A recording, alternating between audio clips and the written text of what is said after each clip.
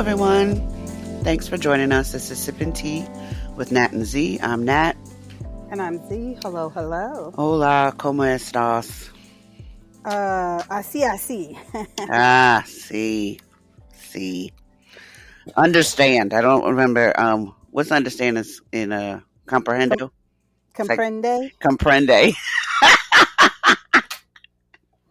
Comprende? Oh, yeah, comprende. No comprende with the other stuff today. Yes. Yeah. Folks, don't just add an O on something and think it's Spanish because it's not. Oh, yeah. Just like I did. Don't do that. Don't do that. No, What's going on? Let's see. Not much. We could just jump into what we're talking about today because we have so much. Yeah. And this, because it's blah, blah, blah, blah. Rewind. This episode is called Envy and Jealousy. Mm-hmm. You can hate me now. So it's a lot to cover. So we could just jump right into the tea of the day. Mm-hmm. We are not tea experts. You should speak to your doctor when drinking herbal tea, as there are potential side effects. You should not substitute this for medication, and nor are we affiliated with any of these companies. All right. So the tea on the table today is Jealous Pearls Oolong Tea. Right? Its ingredients include a gently rumpled green tea that has just started to journey towards an oolong. Its origin is in China. If you like the taste, if you like the complexity of the classic jasmine crossed with the green tea Kunyan Yin, I hope I did not butcher that. Yeah, I hope I didn't butcher that. You will be blown away when you taste this one.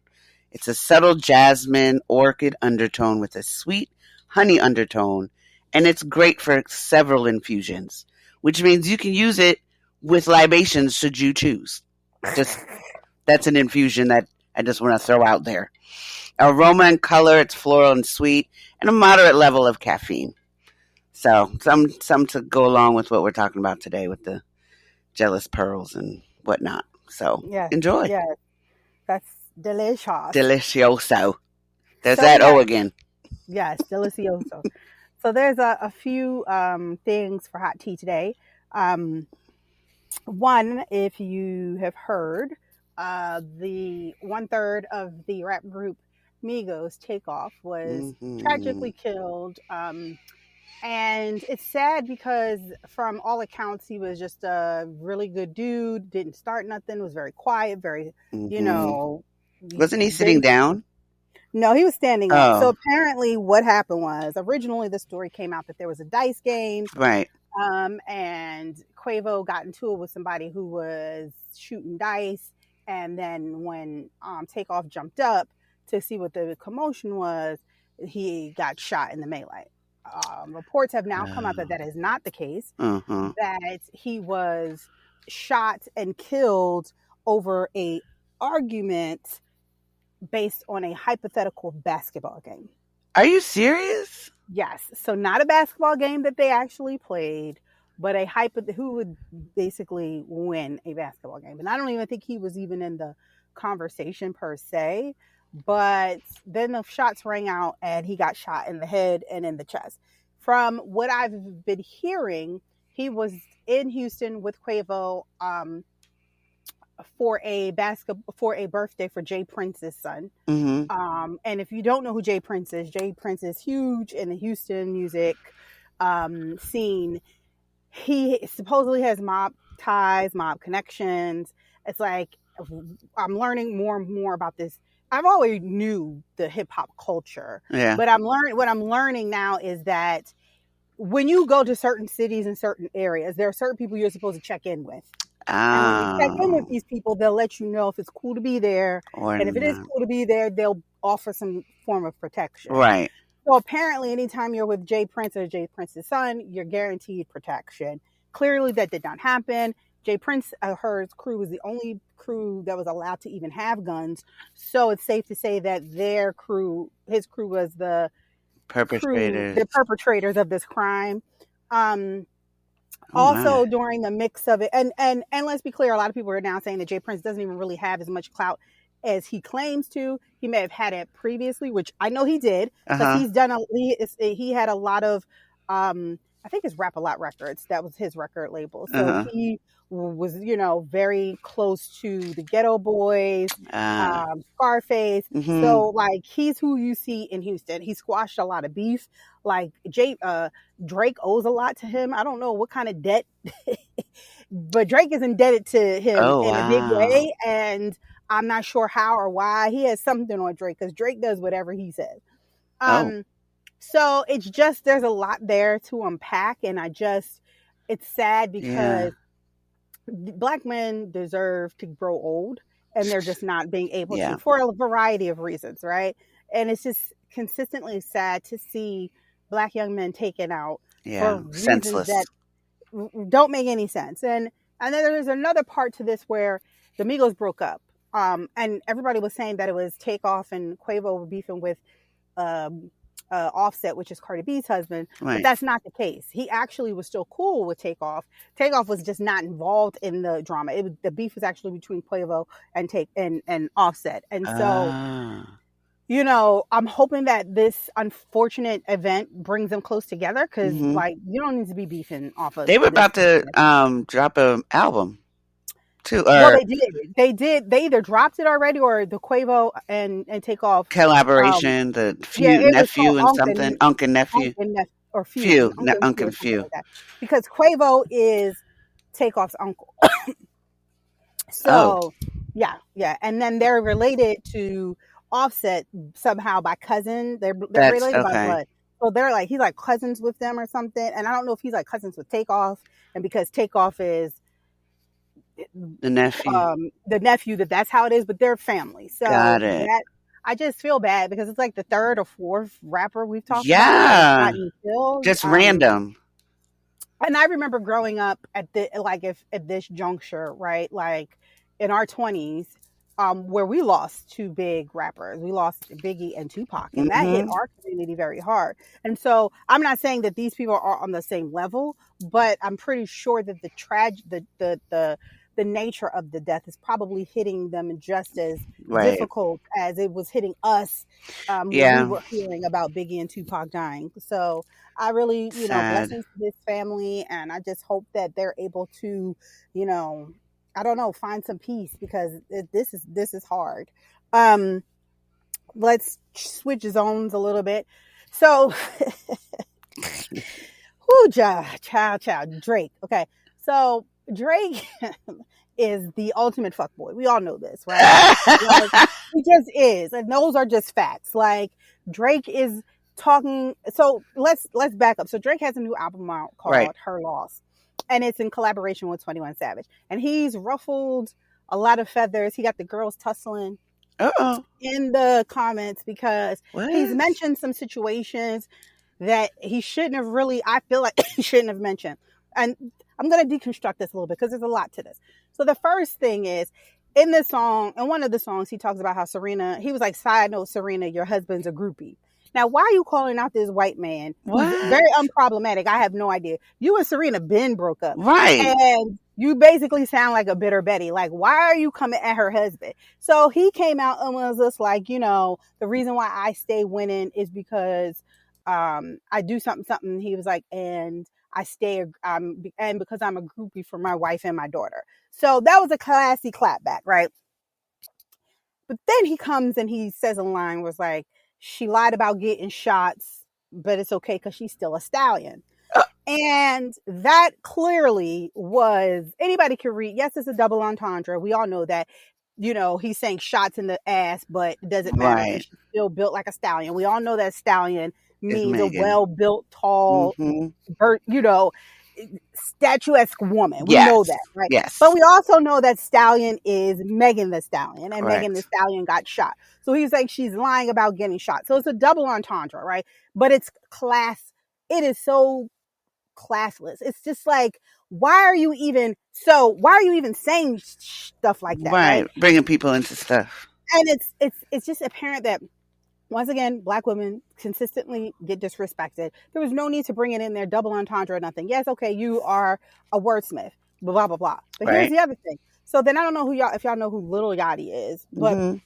Little Yachty comes out. It's like, oh, it's just double entendre. It's just a word play. It's just a play on words. Y'all are getting too sensitive. So people started coming at him like, you act like you wrote the lyrics. Well, come to find out, he is a writer on the song. So people are thinking that Oh, he wrote the lyric. Drake rapped the lyric, and now Drake is getting the beef from it when the energy, if you Lil Yachty wrote it, which I think he did, because why are you coming out to say all right. of this about a song, and then it comes to find out you got writing credits on it? Yeah, you probably wrote that lyric. And now here we are, once again tearing down Black women for the benefit of whatever. And I was like, okay, I don't think it could get any worse than this, right? Because he's saying her loss. But really, sir, what you're saying is you're just bitter that nobody, like, why didn't you come for Rihanna? Because clearly, if anybody, it's really your loss Yeah. because you had Rihanna, you lost her because you had sex with you first of all, you're calling Serena's husband a groupie, but you had a baby by a groupie. Not just Ding any ding. groupie, a porn star. So let's get that straight. You had sex unprotected with a porn star and wound up having a child with her. So That's let's back that up. wild. Okay, that's number one. And an unattractive one at that, but that's neither here nor Yeah. there. So then you come at Serena. Serena's husband don't bother nobody. You come at Megan. Megan don't bother nobody. You saying it's her loss, but it's really your loss. And then why are you the only one who 21 Savage is on here too? But I didn't hear. Now it could be, but because I didn't listen to the whole album, there could be some problematic um things that 21 Savage said, but I've just been hearing the stuff that Drake said. And Drake has been coming after Black women specifically, and it's sickening. So then I was like, well, it can't get any worse than this, right? But it did. Oh And no. here's why it did this morning. So I'm scrolling, I'm perusing IG. Um, and so Drake and 21 Savage have been doing these like faux like rollout things that make you think it's something that it's really not. So first they Okay. showed like a Vogue magazine. So everybody's like, oh, they're on the cover of Vogue. It was a fake Vogue magazine cover that they made. And then he made another, it was like something else that he did that everybody thought was real, but it wasn't. It was fake. It was like I forgot what it was. It was like the first rollout of this. Uh-huh. So then this morning, I saw Michael B. Jordan, would appear to be on a Saturday Night Live set, and it was just like introducing musical guests. He was like with one of the uh, albums that most of us can relate to this year or something. It was like Drake and 21 Savage, right? Her Loss. So I'm like, why would he? And I was like, so really now Michael B. Jordan's being messy because of course Michael B. Jordan got dumped by Lori Harvey, and now he Oh, is like, oh, let oh, me get her on it. Her loss. loss. And they weren't even on Saturday Night Live. It was like a skit. Are they And I'm like, bored? Maybe they're bored. Rich people, wealthy people are bored. They own nothing else I to don't do. know, but people have given. I think Drake is just on some light skin ninja shit. That's just he just doing stuff, and people have given him too many passes, and he's just messy, and Yeah. and it's just like it's just too much. It's just too much, and this girl has been traumatized, and y'all just keep traumatizing her over and over again from being shot. Now people say, well, she didn't really get shot. She stepped on glass. What? So the doctors telling them they pulled out bullet fragments. They lied. Apparently. And if the glass was broke, how'd it get broke? Somebody had to shoot something. He had a gun on him. Right. She He just got wasn't arrested. hopping out the car and stepped on glass. Right. And we've seen now that Tory Lanez does have problematic behavior, which we already knew because one of his ex-girlfriends said he was abusive to her. Oh. Now he's didn't beat up August Alsina. What? Yeah, you didn't. We didn't talk about that. Girl, no. Who He but beat up August Alsina, and now he's on house arrest for that because he violated the conditions of of his his bond. Oh, So now he's on house arrest until the hearing with Megan Thee Stallion. what? Yes, girl. What's going on with our And youth? Youth. well, look at the education system. I mean, we just. Yes. I mean, I we just had this Mm. conversation about how like scores were down, Mm-hmm. math scores and all that had dropped like 10% or something crazy since Post the pandemic. pandemic. Oh yeah, for sure. But we'll just say that was a fluke. We'll wait for like a couple more years to see how this pans out because you could expect things just to be off kilter because of that Yeah. pandemic because But these kids are stupid. Like even before the Yeah. pandemic, these kids were stupid. Critical Yeah. thinking is not their Comprehension. I think we forte. talked about the reading comprehension Yes, or lack reading thereof. comprehension is not Problem in solving, not there, conflict resolution. not there, None of those things are there, which is why kids are nothing. popping off and shooting. Not Let me tell you, mm, we've had this conversation prior, like we've had touches of this conversation previously. And I think I had this conversation recently with Tisha about our children. mhm, One of the things that I think I've been priding myself on as a parent, even though it does come bite me back in the ass, is teaching Charlie how to manage her emotions, how to express her emotions, and how to tell me how she feels. mhm, So when she gets angry, she lashes out. She does things because she's 4. She's a toddler. So when mhm, she doesn't get her way, you expect her to act like a toddler is supposed to act. But one of the things that she has learned to do is when she's acting like that, she tells me now why she's acting like that. mm, So, for example, we were at tennis on Saturday. mhm, She asked if she can have McDonald's for lunch. We don't do a fast food a lot, so I was like, sure. When we leave tennis, we can go stop and get McDonald's for lunch. mhm, Which she started acting out a little bit in tennis, not paying attention. She wanted to do what she wanted to do. So because she wasn't allowed to do something that she wanted to do, she kind of like just crossed her arms and just stood there. And then her body went limp when the coach was trying to get her to hold her racket. Like, typical toddler behavior. So when we left, I told her, you didn't behave well. Because she was like, now we're going to go to McDonald's. It's like, I don't think so. right, Because you did well up until a point. And then I was like, mommy tried to have a conversation with you. You weren't listening to Coach Eric. And it was I was like, you disappointed mommy. And mommy, that really, I was like, hurt mommy's feelings because you weren't listening and you weren't listening to me. So she starts acting out and going crazy. I want McDonald's. Like, well, I don't think we're going to be able to get McDonald's. And I was like, especially not with the behavior you're exhibiting right now. And then she crossed her arms and you are hurting my feelings and you are making me very mad. Thank you for sharing, Charlie. And I said, well, why am I making you very mad? Why am I hurting your feelings? Because you're telling me I cannot have McDonald's. So I'm getting her to verbalize it more Right, than to just act out. But a right, lot of parents haven't done that with their children. And let's be honest, a lot of us weren't raised that way. right. We were to be seen and not heard. So we Mhm, didn't really get an opportunity to explain to our parents how bad we felt in the moment. Like, agreed. yes, I understand that I did something wrong, but the way you are reacting towards me is hurting my feelings. Right, right. And I just wish that we took some time to really listen to our children and give them the tools that are necessary to navigate conflict, discomfort, Whew. and what we're talking about today, envy and jealousy, because a lot of times, a lot of these things that are Mhm. taking place where we are is rooted in some form of envy or jealousy Jealousy. or people not being able to really fully harness that energy and deal with it appropriately. Agreed. Men have been told at our age, if you're looking at Gen X and older, a lot of men were told not to cry, suck it up. Yep. You're not that hurt.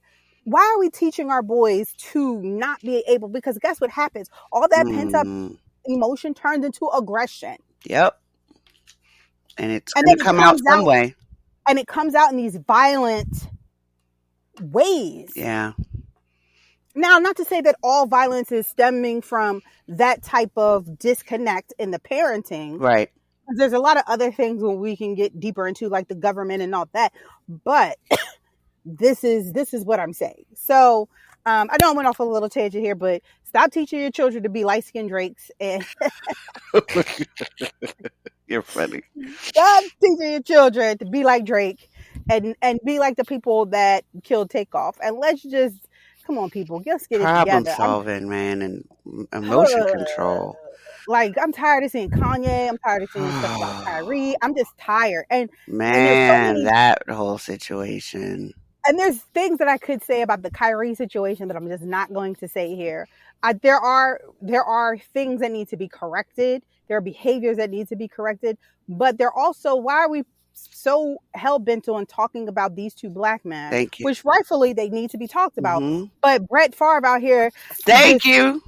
just fraud in the whole welfare grifting system, and ain't money nobody say nothing. from people that need it in the welfare system. Well, whatever system it was, the welfare system, housing Right. system. Right. Yeah. Elon Musk out here just tearing Twitter apart, laying off people left and right. This white man is unhinged, and right before the elections, okay, Who giving people the platform to right before midterm vote. Ain't mm, nobody talk about that. All we want to talk about is Kyrie and Kanye. I don't understand, but let's just go ahead, take a quick break, and then come back to our tea time segment.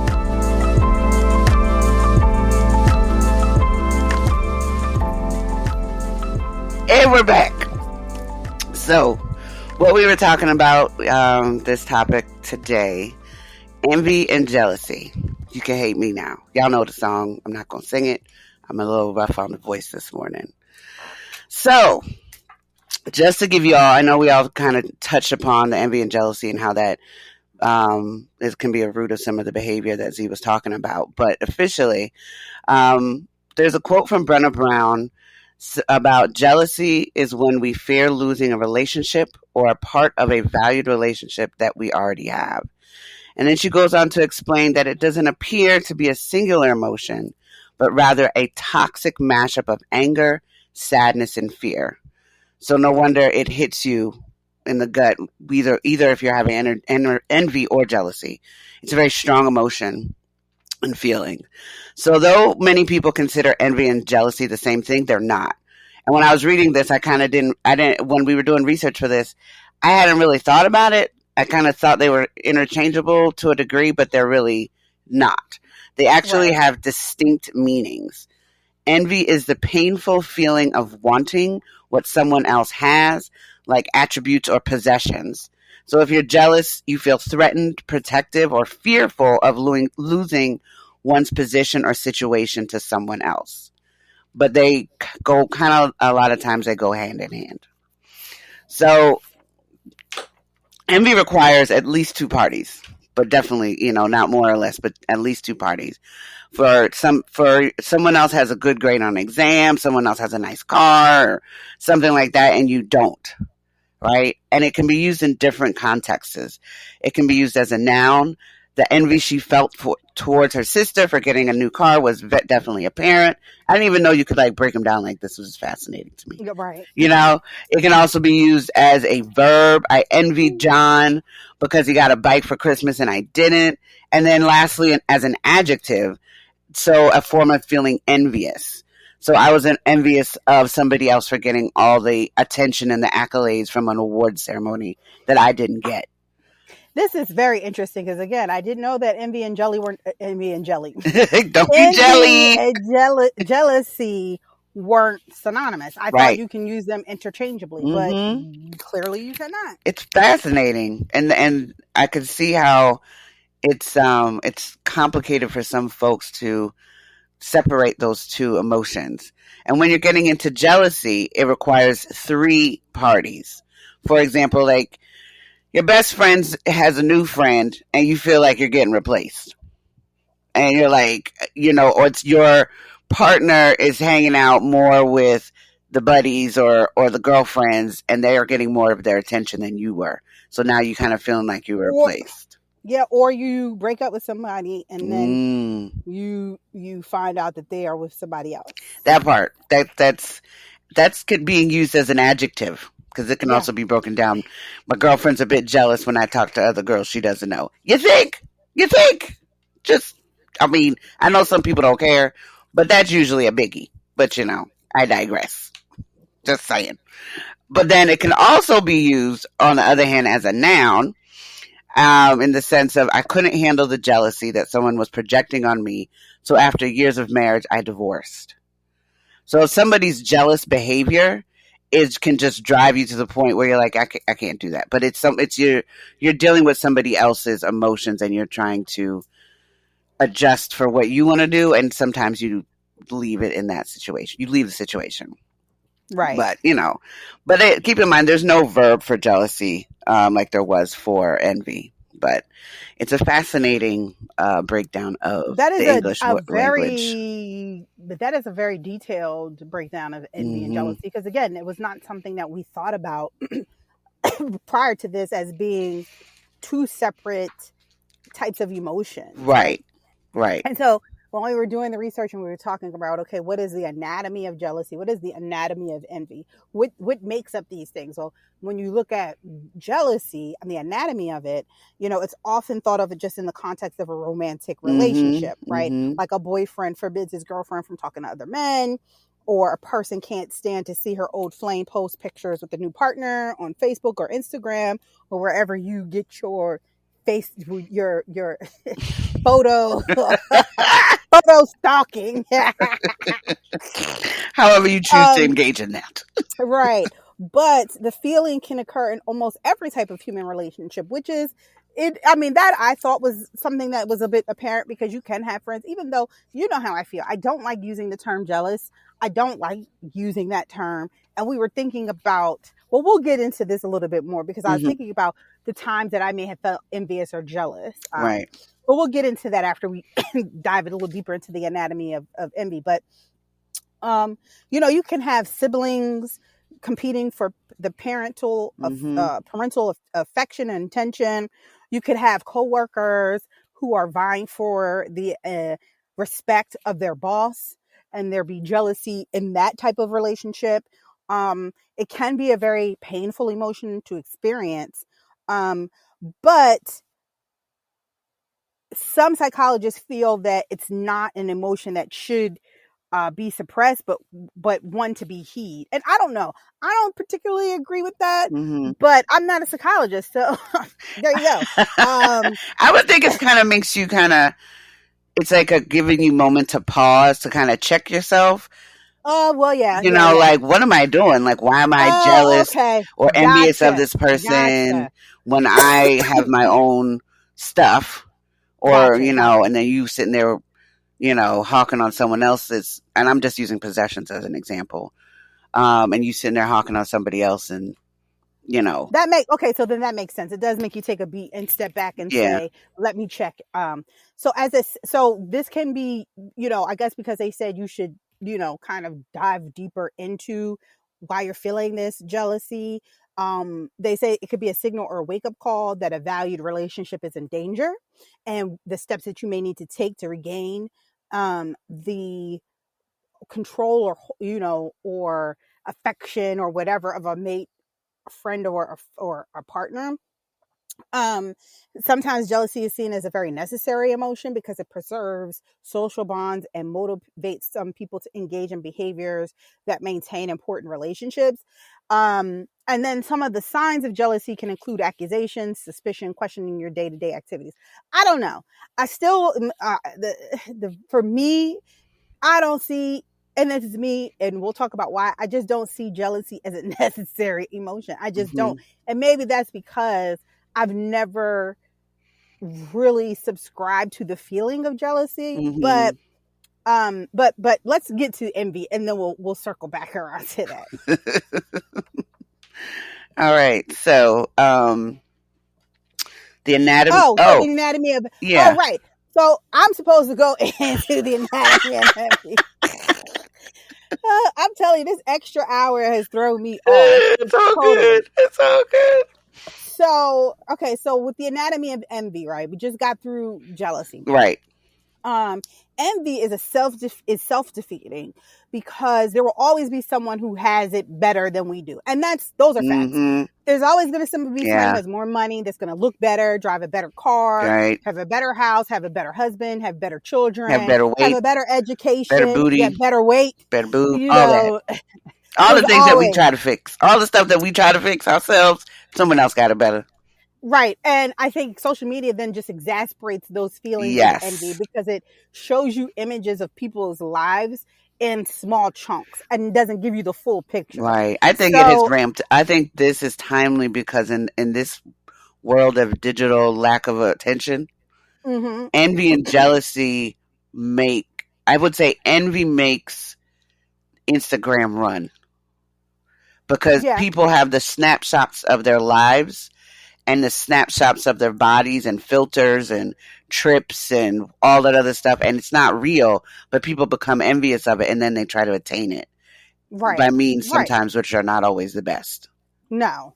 And unfortunately, a lot of people who feel envious are people who feel like less loved, less admirable, less Mm-hmm. worthy, because there's already a feeling that you are lacking in some Right. area.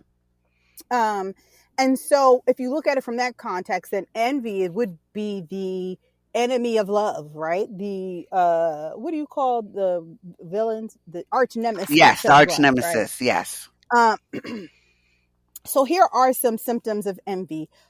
You're feeling offended at the talents or good fortunes of another person, Mm, selfish forms of competition or rivalry, mm. taking pleasure in the distress of others, passive aggressive backstabbing, attributing false motives to others.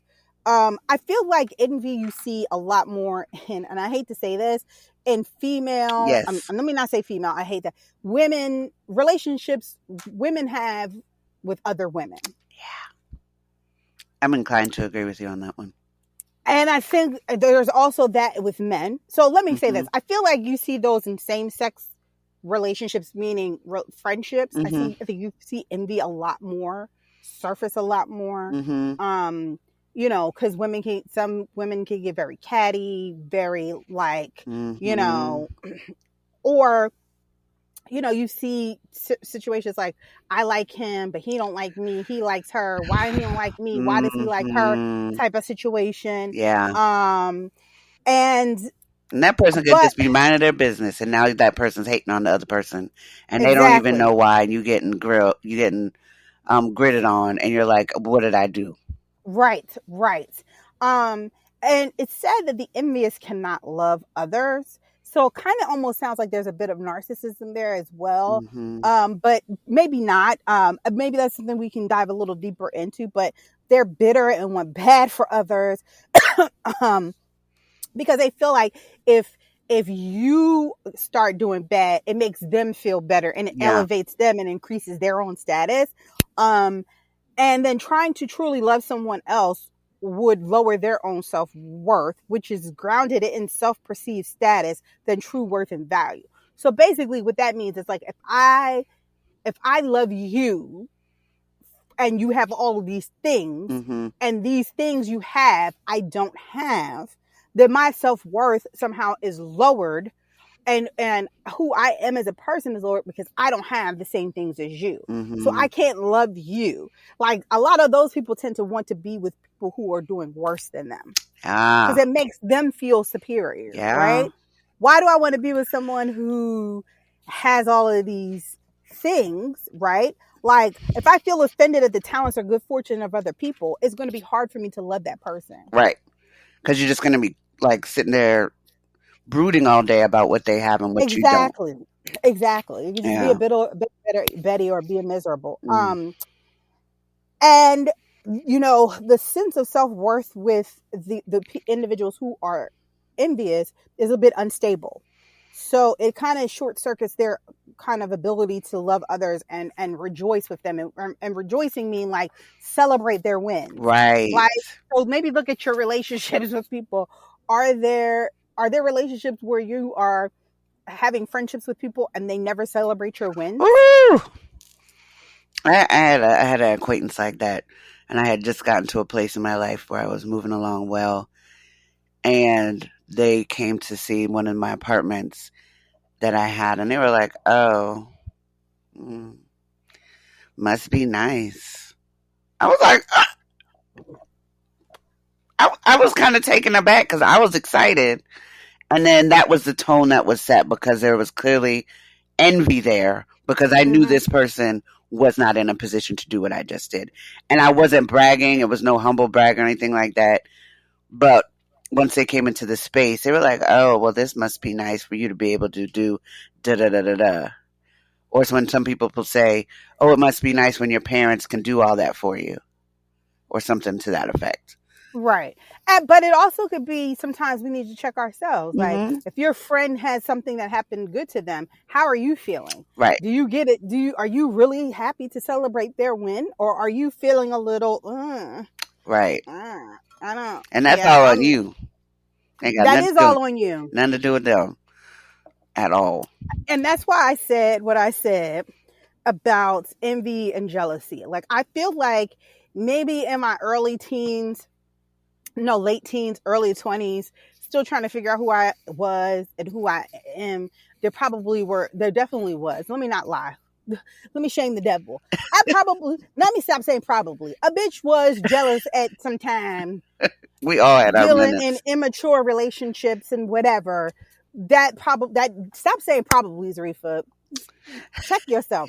You were jealous in your 20s. And probably, I could say probably envious of certain situations in your 20s. I would say when I got into my 30s, early 30s, I probably still experience maybe some envy at some juncture. Because again, like you said, just starting out, if you feel like other people, if you haven't figured out your own worth, you're probably looking at how other people are moving along in life at a speed that you're not capable of in that moment. And then just be envious of the journey that they are on, Right. and feel like you won't be able to take that journey. Right. I feel like, why no, in this late 30s, early 40s, no. I can't ever say that I felt either one of those at any given time. I just don't subscribe to those emotions, because I feel like those are definitely fleeting emotions, and those emotions don't really have anything to do with the other person. Those emotions have more to do with me. And I've learned through therapy and through other means to stop projecting my feelings about my own self onto other people. Yeah. That is work that I have done. And so I'm proud to be able to say, no, I have not experienced those things in my late 30s, 40s, because I have learned to stop projecting on other people. Why am I projecting? If I feel like shit, that's me. That's not you. So I see you buy a 7-bedroom house, and I'm living in an apartment, a studio apartment. That ain't got shit to do with you. At all. So why am I then getting mad or jealous or envy for that? That's not my path. That's not my journey. So I'm not going to project my shit on you. You're an innocent in this. Or I'm looking at your relationship or your marriage or your whatever, and I'm saying, wow, I want that. But I don't know really what's at the root of all that, what's going on with all that. And again, that doesn't have anything to do with you. That has everything to do with me. And that's hard. I ain't gonna say it's easy. Don't let me. But I'm gonna let you know I'm bragging, because this is definitely something that I can see the benefit of going through therapy. Because I just don't subscribe to those. I just don't. Right. If I feel those feelings, if I were to start to feel that, I would check myself quick. Yeah. Whoa. But you have the wherewithal now, though. Before, not so much. I didn't. Yeah, that's why I said, let me stop lying and say, yes, you definitely felt those in your 20s, and you definitely felt that in your early 30s. But once you got yourself to, and I want to say this too, because somebody mentioned this to me, and then I saw something that was very timely about this. It's a side note, but it's not. Don't think, somebody told me that they had a conversation about therapy in church and how they were very deeply rooted in the church growing up, and their family thinks it's an affront that they would go to therapy. And then I saw this clip from, I think it was like Taraji P. Henson, and it was like, stop thinking that going to therapy is an affront to God. It is not. Right. It is not. He gave you that tool to. Thank you. It's like a tool to assist you. Faith without works is dead. You got to do something with it. So yes, you can still worship God and go to God and pray, but you can also supplement that. Thank you. With some therapy. That's why you go to the doctor. Right. You know, that's why you go get your car looked at, because you don't know how to fix it. Do you? No. Do you? No, you do not. So you but go God gave somebody the talent to go get a mechanic to fix it for you. So express that as well. And one thing you were saying about where you were and people projecting, one thing that I've heard that is along with the female cattiness is, if a woman puts herself together like she should and steps out the house confident, not holding her head down, people will, the whole hate and, oh, you think you cute. Oh, you think you this. Oh, that's like, I've never understood that whole mindset, but I'm seeing it in the context of what we're talking about. But Because yeah, again, that has nothing to do with that person, exactly. but it has everything to do with how the other individual is projecting their feelings of inadequacy Right. onto that person. Right. And then you get the stank face or the resting bitch face. Right. Oh, you think you cute? Yes, I do, but I didn't have to tell you that. That's what you gathered. And if that's what you gathered, then that's what I'm Gathered, and that's giving. what you. I That's what I'm remember having giving. a yes. I remember having a conversation with a friend about some problems that I had with a friend at Mhm. one point in my life. And they said, well, you know why that person was always having issues with you. And I was like, no, because they were envious of you. And I was like, why would they be envious of me? And then that bothered me because I'm like, I don't want that shit on me. Mhm. And they said, well, it's the way you move through life. Yeah. Like you have and that's what I'm saying. Sometimes people aren't even upset or envious of things that you have Yeah. or relationships that you hold. Sometimes it's about the confidence that you are able to exhibit, because some people feel like you're in a position where you shouldn't feel confident. And the fact that you out here moving and shaking like you don't have these other Mhm. issues People think, is who an do you think affront you to are? them. Mhm. Right. It is an affront to them. Who do you think you are Mhm. to be out here living life the way you've been living life when Because you I'm some of really God's should? children. That's what I am. That's how I'm a God's child.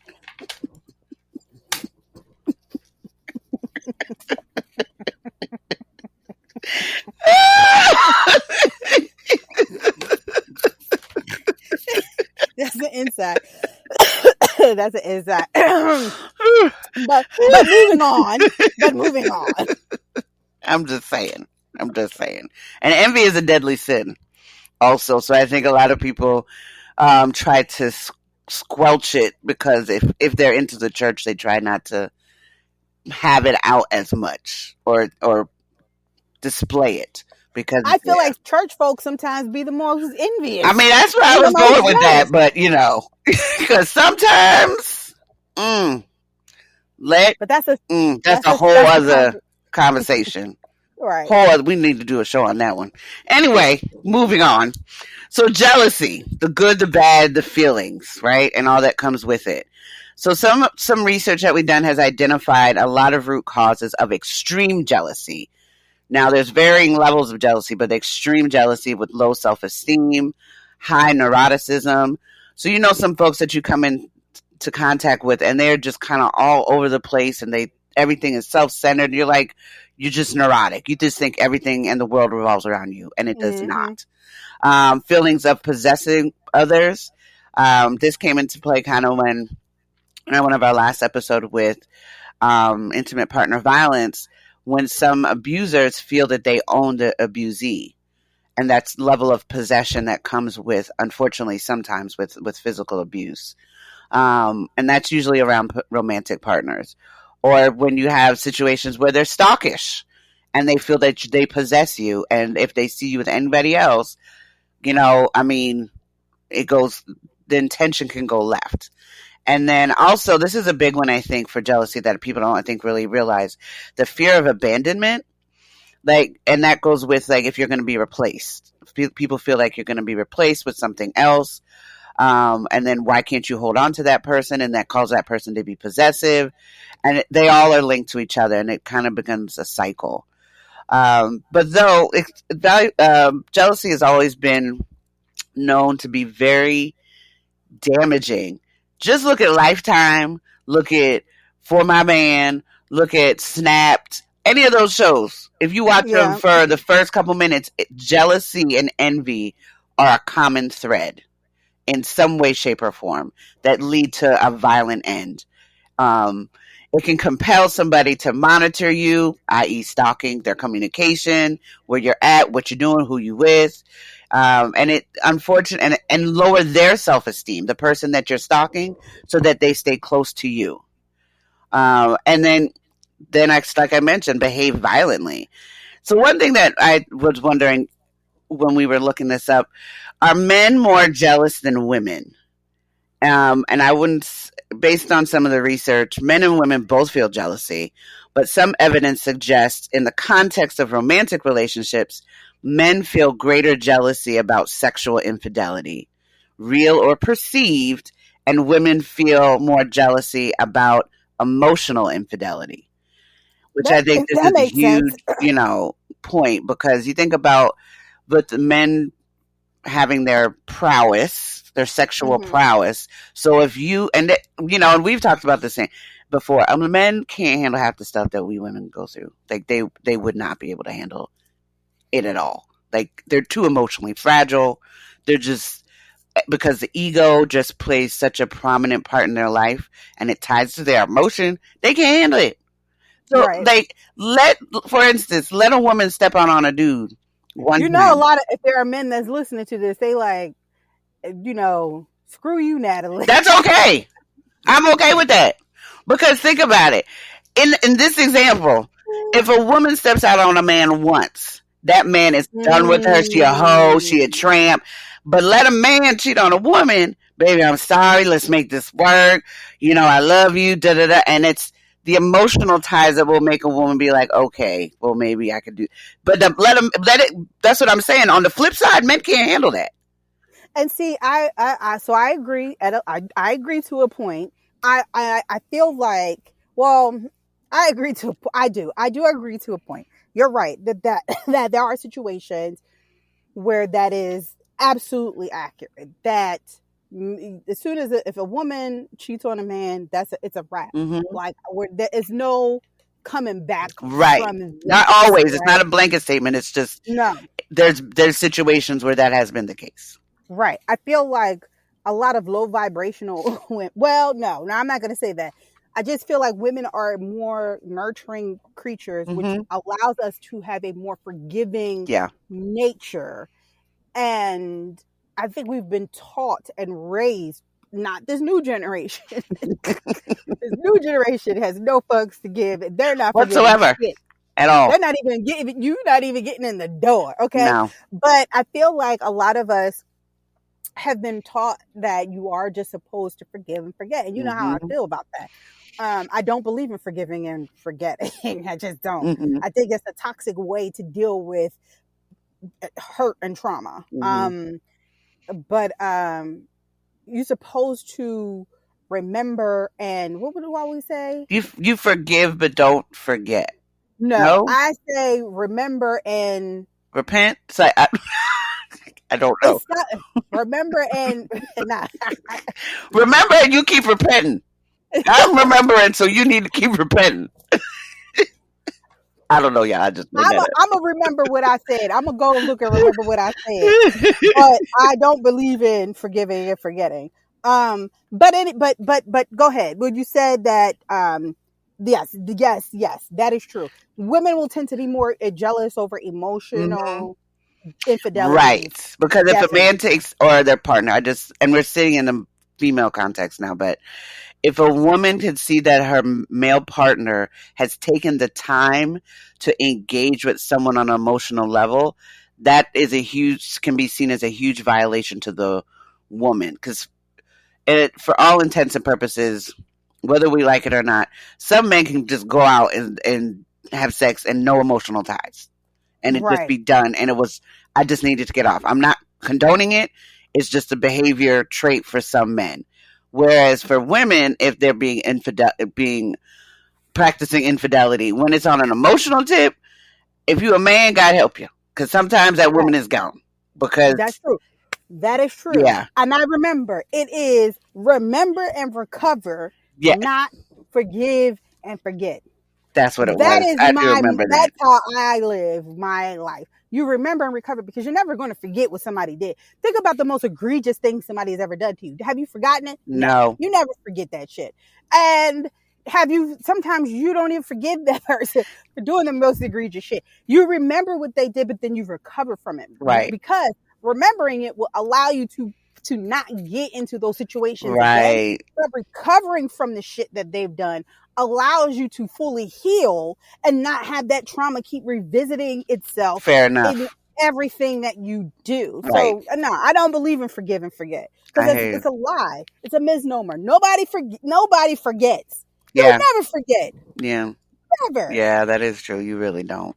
Cause that, yeah, I was about to say something, but I'm not even gonna go there today. You never forget. No, you don't, and it depends on how you categorize that in going forward, so that you can move through it and past it. But it'll Right. still be there to remind you as a lesson to not go. It's kind of like when you hit a stove. You gonna remember that shit was hot, so you're not gonna do it again. And so you never go back. Right. And you recover from it by doing the work that you need to heal that wound that happened from you touching that hot ass stove. Exactly. Exactly. So so we kind of talked about the relationship part, right? We kind of went into it. So is jealousy good or bad for relationships? But if there's unwarranted jealousy, it can cause unrest and dissatisfaction. And I mentioned the whole Snapped, any show on Lifetime. Clearly, that is unwarranted. Some of that is unwarranted jealousy, and comes from stuff that the other person is dealing with, and they're projecting that on you. And unfortunately, sometimes you end up being the victim of something that is going on in someone else's head of perception, and that's their reality. I'm taking, as you can tell, this episode I probably I take offense to a lot of shit in this episode because I guess it's the way my mind is set up. My mother always told me this for a relationship. If you aren't doing anything, you're not doing anything. You're not cheating. You're not doing shit. Right. You're just living your life and being with your person. If that person's consistently accusing you of doing something, red flag, they're probably doing something. Ding, ding, ding. So that's why I move the way I move. Why am I going to be jealous when I'm not doing anything? If I start to get jealous, that means that something's going on and you need to check me. I just don't get that way. I just can't. It's hard for me. But on the flip side, when you were saying, is this good or bad for a relationship? There are some people who function in this world with jealousy being a factor that the person is really into them. Right. I don't need you to be jealous to think that you are really into me. Yes, I don't need that. That is so true. You can keep that low vibrational shit on that side. I don't need that. Okay. Yeah. And the reason why I say that is because there's so many other ways that you can show the person that you truly love them, you truly care for them, than to pop off because you see me talking to some random person that I've never introduced you to or I don't know. I could have gotten stopped on the street. Somebody's asking me for directions. You come around the corner because we were supposed to meet. And now you thinking I'm dealing with this person just because I'm having a conversation with them. Yeah. Yeah, I know. Some of you girls are tussling right now. Like, no, I like my partner a little spicy. When it comes to a little spicy. Like, when they get a little jealous, I feel like, ew, he really loves me. Or she really loves me. That for me sometimes is a red flag. That don't mean it. Why are you all in your feelings over that? I don't get it. I just don't. I think it's just kind of one of those natural things when and then possession comes into play. Like, that's mine, even though it may not be yours in true sense. But why is somebody messing with my stuff? And that's okay. Let me just, because I'm about to go all the way left into my new wave of thinking. I've just been doing research and reading some stuff. I don't think nobody belongs to me. I agree. My child doesn't even belong to me. I was a vessel for her to come into this world, but she is not mine to possess or to hold. And once you start thinking that allows you to allow people to make whatever decisions it is that they're going to make. And then when they make those decisions, you be okay and be right with it. Right? If heaven forbid my husband comes in today and says, I want a divorce, I don't own that man. Right. I would hope that wouldn't be the case, but I don't own that man. I can't, I don't, you know what I'm saying? Like, you get older and your child comes and says, you know what? I don't want to be here anymore with you. I'm going off on my own. You don't own that child. They can do what they want. And once you understand that, then it's easier to understand why people make the decisions that they make. Right. And I know for some people that does come off. I've heard it. Trust me, I don't need anybody coming into my DMs or my comments telling me you sound cold or you sound like you don't care. I do. I love abundantly. But I also understand that the love that I give may not always be reciprocated or appreciated. And so maybe that's why I don't subscribe to some of these emotions, because I understand that there's a higher, greater purpose for all of this. But I'm not judging anybody who feels that way. Right. I'm not pointing the finger and saying that you're a little vibrational if you feel jealousy or envy. Right. Or if that is what gets you off. But it's that I don't even think it's. I mean, yeah, it's just not a good look. And then sometimes it comes so fast that you don't even realize it Mm-hmm. because it's such a quick emotion and you feel it in your gut and you're like, "What is this?" Oh, I'm jealous. And some people Right. don't know that's what they're feeling, and then they don't know how to Right. concentrate it into something productive, or they really just don't know what to do with it, Right. and then it manifests in sometimes very unhealthy behavior that is consistently repeated. Well, it's good that you said that because it's just like if you are somebody who is dealing with jealousy or finds themselves being jealous Mm-hmm. over certain situations, how can you deal with that, Right. right? You can you just acknowledging its presence Mm-hmm. can help ward off future feelings and strengthening the whatever relationship it is that this jealousy is showing up in, right? Right. um, you can stop, because this is a big one, right? When we're talking about romantic relationships, a lot of us have been in situations where we felt jealous of the partner's past relationships, Mm-hmm. right? Like, why is this? There's like retrospective jealousy or retroactive. I'm retroactively feeling jealous about this, but retrospective jealousy, right? Yes, recognizing that these feelings are normal, but why are you but interrogating this person about a relationship that they're no longer in doesn't serve any purpose. All it's going to Yeah. do is exasperate the feelings of jealousy, because Yeah. what do you want to hear? Like, they were in a relationship before you, and that relationship either ended really badly or they ended on good terms. Right. Like, what else do you need to know now? Granted, there is some information I feel like you should get from your partner about their past relationships so you can understand the dynamics Agreed. of how this person handles conflict and resolves conflict and communicates and things Mm-hmm. like that. But outside of that, there's not a lot of what else do you need to Right. know? Like, did you tell that person that you love them? Bitch, I was in a relationship with her Of for 5 years. course. What the hell you think? Like, Right. yeah. Y'all enjoy each other's company? Yes. Nah, I hated being around her. I hated being around him. I just, what do you want them to tell you? Right. And then if they do tell you something like that, then you're thinking, because you're already going into the situation insecure, oh God, if that's the case, are they with me because they feel like the like It's a rabbit hole. Don't do it. it Try to is. stay away, back away from the rabbit hole. Sometimes it's important to get to the bottom of things. Why are you Yes. feeling jealous? Being very specific about the root of your jealousy can be very illuminating, right? Some people Mm-hmm. can do that on their own. Some people need to have some other tool to help them sort that out. Mm-hmm. Sometimes get a second opinion. Sometimes you could be feeling some type of way over a situation. You go to one of your friends, like, should I be feeling this way? And they're Mm-hmm. going to tell you, girl, boy, yes, or girl, boy, no. Sometimes it's Like, a you, good or a bad thing because that well, person you sometimes go to, that part, that that person person you could be go to, envious. right? That person may be envious of your situation and they're delighting in the fact that you are feeling this way. And now that person is going to delight in giving you the wrong answer or hyping you up and filling your head with stuff because they don't know shit about the whole situation, but they're going to hype you up. That, And they're just happy to that's see you in true. distress. That's true. Yeah. That is true. Those are facts. You could give it an expiration date. So one of the things that I do for myself when I'm feeling like sad or like something happens and it doesn't work out in my favor and I have like strong emotions over, right? Like, so I get passed over for a job that I really wanted, or say that I just had something has happened that has caused me some intense feelings. I give it an expiration date, meaning I sit in it, Mm-hmm.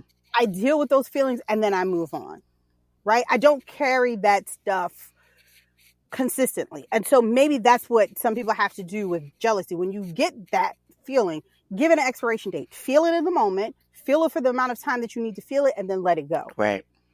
Because sometimes you need to feel all the feels. I think you need, yes, I think most people should be present with their feelings, but Yes. just don't stay there forever. But I think part of the issue of why some folks nowadays don't know how to cope with certain things is because they don't know how to deal with the feelings that they're feeling, so they lash out. which is going back to my earlier point when I was talking about teaching my child Mm-hmm. how to express her emotions. I feel like if you do that at a very early age, they learn as they get older that it's okay to express how I feel. Right. It doesn't mean that the situation is going to change or I'm going to get what I want. And like, let's be clear, Charlie's, I don't tolerate disrespect. So when Charlie is telling me her feelings, sometimes we revisit it. Sometimes I let it go and then I come back to her and I said, okay, so what happened earlier? Why were you so upset? Mm-hmm. Explain to mommy what you were feeling in that moment. And then she'll tell me, I was angry at you because you didn't give me what I want. And then I tell her, do you see how silly that sounds? You're mad because you did something wrong and mommy told you you're not getting rewarded for that. Do you see how silly that sounds? Of course, she's 4. She don't really understand because she's going to do the same shit tomorrow. But you have to be consistent about it, right? Because when she gets older, what I don't want is her to have, there's going to be a breakdown of communication. When she gets to be a teenager, I'm already expecting it. I'm not wishing it or putting it out there, but we all know hormones, teenagers, girls. I was a young teen. I was a teenager at one point. I know what 14, 15, 16 is going to be some problems. But hopefully we can mitigate those issues early by having the conversations that we need to have, right? And her being able to express how she feels. Like you said, feel the feels. I tell her, you want to feel like that? Go ahead, cry, do whatever. But at some point, you got to get yourself out of it. Right. Get yourself together. Gather Get it yourself. Together, right? I would go over there, sit down, count to 10, get your breathing in order, and then come back. Right. Gather yourself. Feel how you want to feel. Yeah. But I never tell her feelings are invalid. Right. I never say that you're crazy. Girl, be quiet. Yes. Like now, sometimes I'll be playing around with her, but when it comes to her really feeling how she feels, I never say, girl, you tripping. Right. You doing, like, sometimes I'll tell her you're doing too much. Right. I will tell her, you're doing too much right now. You're doing a little too much. Right. Feel how you want to feel, but you borderline and you're doing way too much, ma'am. You are. But so feel the feels. If you feel jealous, feel it. Feel it feels. But then let it go. Dust yourself off and move on. Right. You think you could do that with envy? Well, some people do. Some, it's reflecting. When you're dealing with envy, folks are reflecting on their basic worth and dignity as human beings. And, it can really help or hinder how you see your self-worth if you bring envy into the picture. But how you can really deal with it in some respects is reflect on who we envy and who are we envying. And this will tell us how we define our own identity and where we feel vulnerable. This was one we were just talking about. Practice not comparing. We talked about it earlier. Don't compare yourself to others as a way to engineer and measure your self-worth. And I know, like, when we were probably in our mid-30s and we saw people that were maybe ahead of us, not socially, but professionally. That's a point I think that a lot of folks come into play with, like, well, I should be at this point by this age. I should be making this much money. I should have a house. I should have a husband. I should have a car or something. All of those things and then you feel some type of way that you don't when you see someone else who does, who's your same age, and it looks like the whole world is at their feet. But and it still is the point. You don't know what that person did to get there.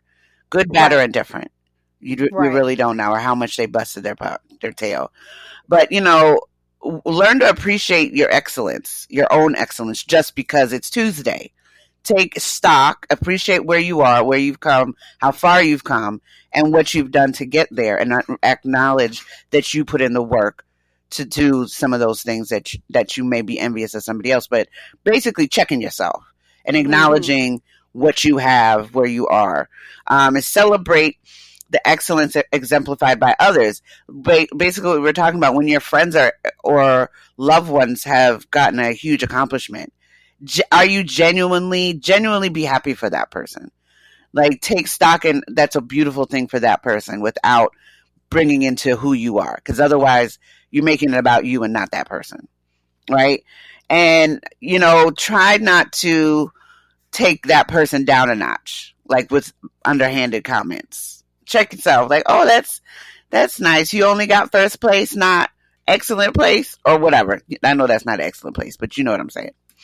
And what about And what should you do, if you feel envious of your partner? And we talked about taking stock about being honest with your feelings, try to look at the underlying issues. Are there inequalities within the relationship or personal feelings of inadequacy that are driving those feelings when you compare yourself to your partner?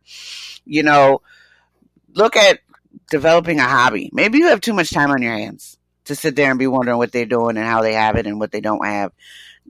Certain things that can build up your self esteem for yourself, something that's concrete that you can kind of hang your hat on. And, engage in different activities so you're around other things and other people and shared goods and experiences that you can kind of take pride in. And, you know, not not make it a competition, genuinely sharing the experience, not try to make it who's better than who in the situation. And, friendship is one of those shared situations where you engage and genuinely invest in that other person, not contingent upon what that other person has and what you're trying to seek or attain by what that person may be displaying. And engage in hidden acts of loving service. So doing stuff for people without adoration or celebration, because some people do things just because they want some attention, but take some time and do something for someone just because it's a nice day. And, it doesn't involve any competitiveness when you're just doing something for someone nice without the extra brouhaha. And then, the big thing I would say, and it all comes down to this: practice gratitude. Mm-hmm. Practice gratitude. Be intentional every day. Focus on the everyday gifts and blessings that you have. See the good in what you do, and be less concerned about what everybody else is doing. I know. For me, this not that it hasn't been true before, but this past year, as I'm approaching my year anniversary for my brain surgery, there's certain things that you really take stock of and you enjoy the moment. You really enjoy people's, company, or you're outside and look at the sun, or go shopping and not really go shopping, just walk around and be in amazement of different relationships and things that you see, taking stock and just having your girlfriends around, or the place that you live, that you have a roof over your head, that you have a job, or you have a career, all of those things that a lot of us take for granted, and the blessings that come with things every single day. Because if you have all the time to do, to appreciate the goodness in your life, you're not going to have time to do the other stuff and feel envious as much. I'll say that because it's a natural emotion, but you'll be a lot more in a better mindset to appreciate where you are. And jealousy and envy can't creep into that mindset. Right. So I'll say, I think that this episode was really insightful. It was insightful for me. Mm-hmm. A lot of y'all probably walk away like, Zarifa is a hippity dippity. But hippity dippity. Or is Zarifa on that bullshit? Who knows? But I hope that, it's been informative, that you learned some things like we did, especially with the fact that we did not know that envy and jealousy were not synonymous. Mm-hmm. But with that, we're going to go take a quick break and come back with the last sip of tea with your Hood Dolly Llama.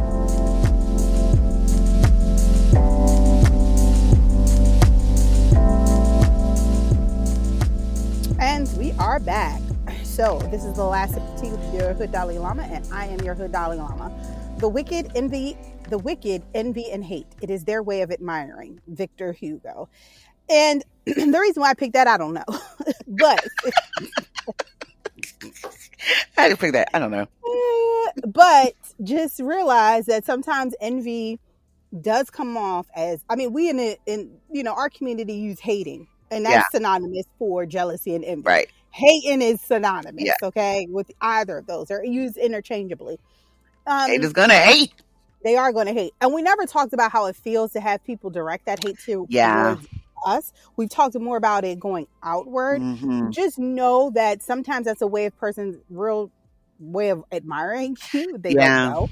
But sometimes it's deep. It's rooted in something that's deeper than what you even are fully aware of. Mm. I will just say that, a lot of these two emotions, personally, in my opinion, are just more so reflections of what that person feels about themselves, and isn't really